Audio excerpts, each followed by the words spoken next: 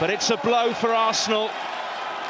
And Unai Emery, whose team will have to overcome a first leg deficit to reach the last 16 of the UEFA Europa League.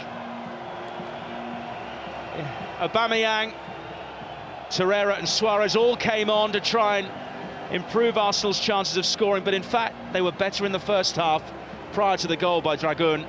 And just to add insult to injury, Alexandre Lacazette was sent off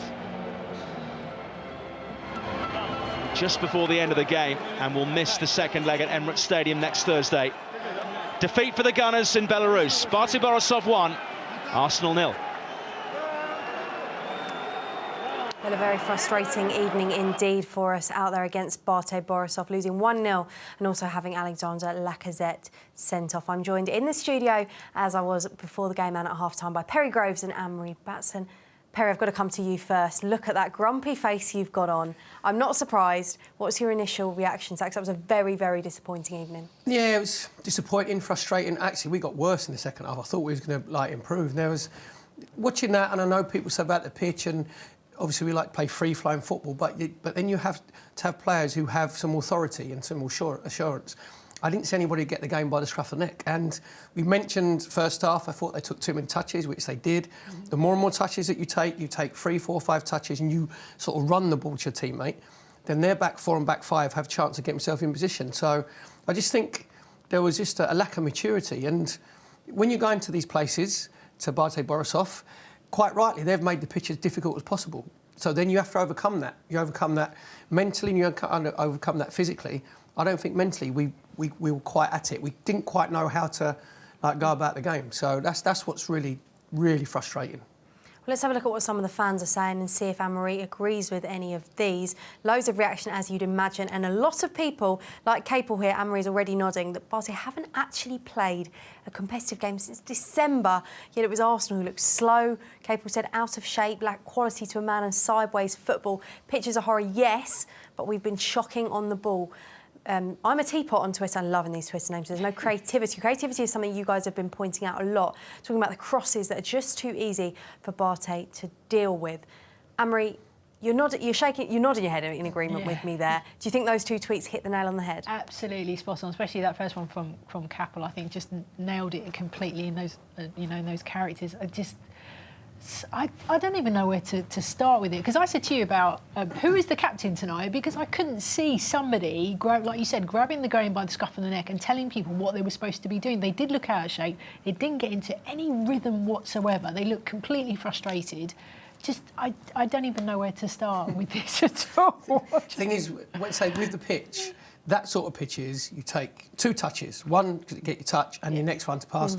But then you have to get it in the wide areas because it was so congested going through the centre. Even if you had a 10 who could pick a pass out, it's very, very difficult. So what you have to do is get it wide quickly and then get the balls into the box, because you get the BATE defence turning back towards your own goal, then Lacazette in the box and Mkhitaryan, you have something to go and attack. But because we were so slow in getting it wide, then as the build-up was slow, then the 2 wide players, whether it was Iwobi on one side or Kolasinac or Maitland, they didn't have any 1v1. What you want 1v1 situations where you can go at people, and we weren't creating them. So the second half was, you have to be honest, the second half was poor. Yeah. Well, it leads on to a tweet we're going to feature now, where someone's questioning about Denis Suarez, and it also leads on to the point, potentially, are we missing a number 10 tonight? As you can see here, Perry, Mark's saying, we did sign him to give us creativity. That's what we want from him. Why is he still on the bench? He's more likely to make a difference in games like this than in the Prem. Why do you think that he wasn't starting tonight, and do you think potentially it would have been better had he started? Well, the thing is, it's where he starts and the formation that you're playing. There wasn't really a position for a 10, was there? Because you're playing 3 up front, Iwobi one side, Mkhitaryan on the other. You're playing 2 sort of holding midfield players. So if you do that, maybe you have to just tweak your system a little bit. And also, I said before the game, I'd like to see Mkhitaryan and Iwobi actually being more interactive and actually swapping positions, which we didn't. So first, if you're looking at a balance, first 15, 20 minutes, looked very comfortable. And our passing was good in the first 15, 20 minutes, and we created chances. So what changed then? I think them scoring was a massive, just before half-time, on both sides. The team talks are completely different. If you go in 0-0 at half-time, then the team talk from Emirates is a bit more positive. We've got to keep passing. We've got to It's keep almost playing. a case that Arsenal looks a bit shell-shocked, I thought. I don't think they expected to go in behind, and then it was like, we weren't expecting to be behind at all. We were expecting to come here and comfortably be a better team and be ahead. That was kind of the way I looked at it. That's a fair assessment, I would say. It's just. But again, you'd want them to come out and think, right, we're a goal behind. Let's just go out and just get, like you said, pass the ball quicker, create more opportunities, go wide, because you could see going through the middle they weren't going to get those chances whatsoever. But it just didn't seem to.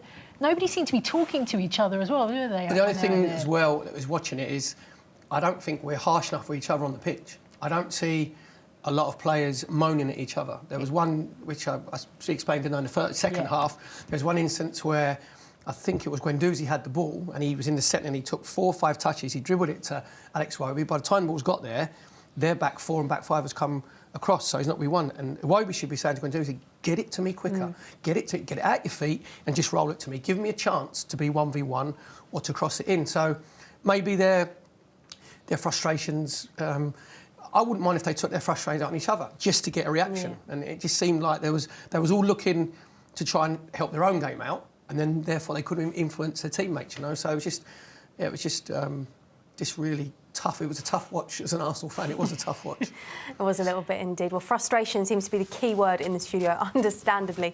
And frustration is certainly a word that can be used to describe the performance of Alexander Lacazette. Of course, missing that header that we talked about at half-time in that first half, which would have seen Arsenal go ahead had it gone in. And then, of course, being sent off, a straight red card for a raised arm. Of course, he also had that disallowed goal, I'm forgetting as well. So a very frustrating evening for him. Various incidents we can talk about. Perry, I'll come to you first. The sending off, was it correct for you? Yeah, absolutely. Again, we're watching it, we're Arsenal fans, but it was just frustrating from Lacazette, but it's unprofessional because he's put himself out of the return leg now. It could be even more games, it could be violent conduct.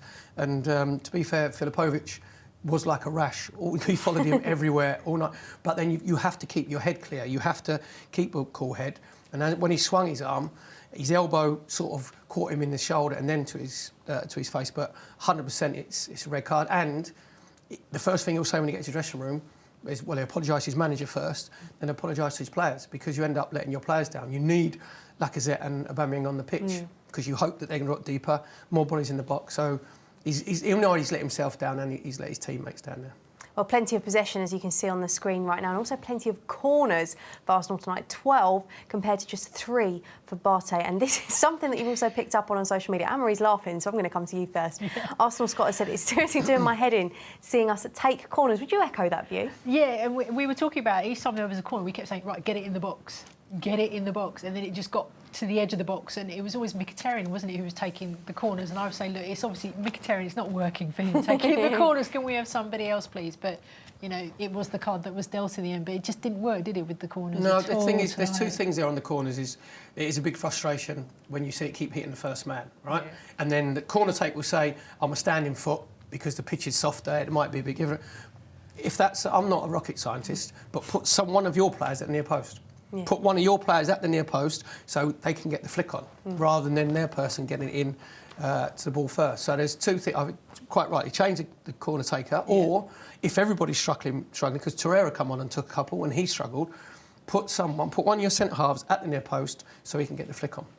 Well, let's take a look at a few more of your frustration tweets about corners. Aaron, another long one here, doesn't understand quite what we're doing with these short corners or free kicks. So they've done them a lot, and it's a bit of a waste. You seem to see big teams, which Arsenal are, of course, one of, doing it all the time, but I don't really see any advantage in doing so. Just get the ball in the box while you've got a chance. Whilst Alan said, Arsenal haven't beaten the first man in every corner. They've had very poor. Perry, that first tweet for you, talking about, you've been in many training sessions, you've played in many games. They say they don't see the point in short corners and direct free kicks. Can you maybe tell us why Arsenal do them, how they can benefit? Well, and was it right tonight? What did they get it wrong? Maybe not on the pitch because they're roaming about the bobbles and the difficult surface. But when you have a short corner, a lot of times we play it diagonally, and the idea is to change the angle. So you get more movement into the box where you can get a centre half round the back of their defence, and you're changing the angle from the cross coming in. So 9 times out of 10, when you play a short corner, the opposition defenders actually just come out a little bit, so it leaves you more space then to go and attack. But tonight's situation wasn't really conducive to short corners, so therefore, again, it's your game management. Is get the ball into the box and create a little bit of mayhem to give your centre halves and centre forwards something to go and attack, because all you need is something to drop down. So it feels like there was no plan B tonight to me. There was, like you were saying about the short corners and what have you, it was like, well, it's not working. The corner taker is not working either. So what is plan B? There didn't seem to be anybody going, right, let's do this instead, or can we try this? Do you know what I mean? Yeah, well, then again, it comes down to leaders. It comes down to people on the pitch to actually say, right, this is what we're going to do. We're going to, whether it's Koscielny and Mustafi and Monreal, we're going to come this side of the penalty spot, just hit the ball from the corner into the penalty spot, let us attack it. So there just seemed, there was definitely lack of cohesion second half, because obviously their passing wasn't very good. But just to say, you know, just sometimes you have to go back, strip it all down and go back to complete basics. Play to touch, get it wide, get it into the box, and the frustration just built and built, and we didn't create anything. We didn't create anything second half. Well, it is only half-time, of course. Let's inject some positivity. Anne-Marie, you did say it was going to be 3-1. I'm hoping you meant on aggregate. We're going to see a 3-0 win for Arsenal, or even better, maybe here next week. What are you expecting Unai to do differently next week? We surely can't have as many problems here as we did there. Do you know, it's such a tough one for me to answer, because in my head, because I was thinking, right, we're going to get a 3-1, and that meant we could rest some of the key players next week. We'd have a lot more of the younger players come on now. He's going to have to field a strong team next week, because the pressure is so much greater now, because we're down by 1 goal. So I think he's going to have to look at formation, he's going to have to look at the team, look at corner takers as well, and then say to somebody, please, if you're the captain on that night, please be the leader that you're supposed to be, and grab people by the scruff of the neck and make sure they're supposed to be doing what they're doing, and make sure we keep pressing the ball forward. Also, Perry, a lot of those problems that we did have tonight surely won't have on the Emirates pitch compared to like the carpet, as one fan called it earlier. Yeah, it won't. You won't have those problems, but the problem you're going to have is that BATE, Borisov are going to be a week fitter, because they'll do some more training. They've got something to cling on to. They will sit deep. So then it's time for a number 10 to take his cape off. So you're looking at Mesut Ozil. You're looking at someone like Mesut Ozil and Aaron Ramsey, who could be very, very important coming. We just made it a lot more, by that poor performance, we just made it a lot more difficult for ourselves, like next Thursday. But you expect our quality. Put it this way, there's no excuses next Thursday. No one can make any excuse about the surface at all. So, it's a bit of pressure on. Yeah, the pressure is on. Well, we're going to finish the show by, as we always do, with your one-word summation of tonight's game. I can probably guess the theme we're going to go along. Anne-Marie, I will come to you first. Frustration. That was going to be mine. I don't know if I'll even get one, I think really. we can all agree. Use mine if you want, because I think that's the only word to describe it tonight. Yeah, it's just disappointing. Really, just disappointing. Well, frustration and disappointment certainly were the words that were springing to my mind as well. But it is only half-time. Let's try and keep positive here on Arsenal Nation. 1-0 down, of course. Alexander Lacazette also sent off, so won't feature next week. There is another 90 minutes for Arsenal to put this one right. So make sure you do join us. We'll be back with you on Arsenal Nation next Thursday. See you soon.